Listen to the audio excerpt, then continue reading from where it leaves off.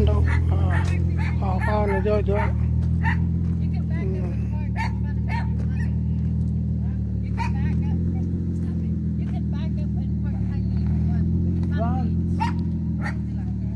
đâu vì này được anh cho xa Noel là con nó chơi chơi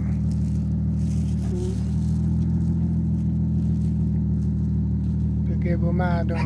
rắc lắc sông sạp tôi hạt hiu con bà tôi tam chip nó krong bà tôi bỏ bà đang vì tệ hắn bằng tôi vì nó hắn tôi ai mir ai bà tham bỏ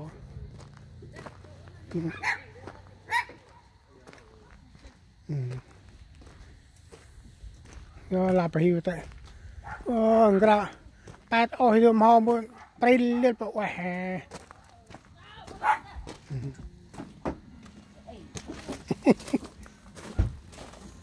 hot dog sao hot ra hiu bà tôi đâu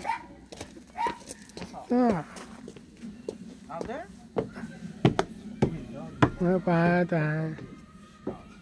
hiu bà tôi hiu nhỉ bà tôi betul mana perkam hiu con chó chết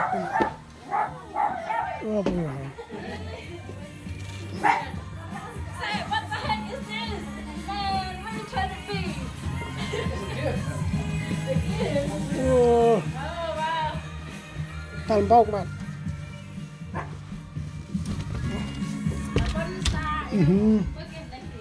này tan hiu queen này đó Phải là liều hiểu hết rồi hết yếu đâu mà hiểu hết ở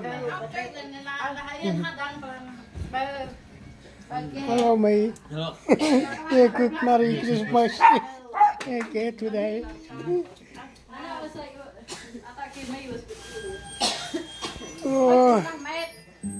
hello các con queen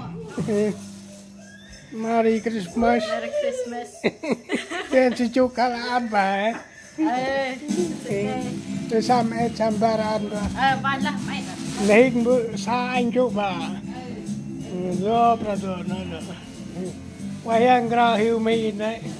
tâm si tâm kê grong nghe một bà để cho ai hiu huyết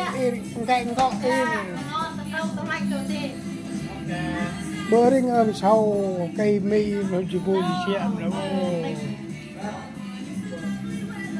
Something is loose. Around me. Where's it coming from?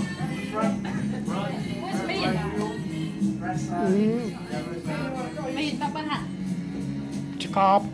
chỉ vui sẽ ôi châu lâu cái là ngồi giờ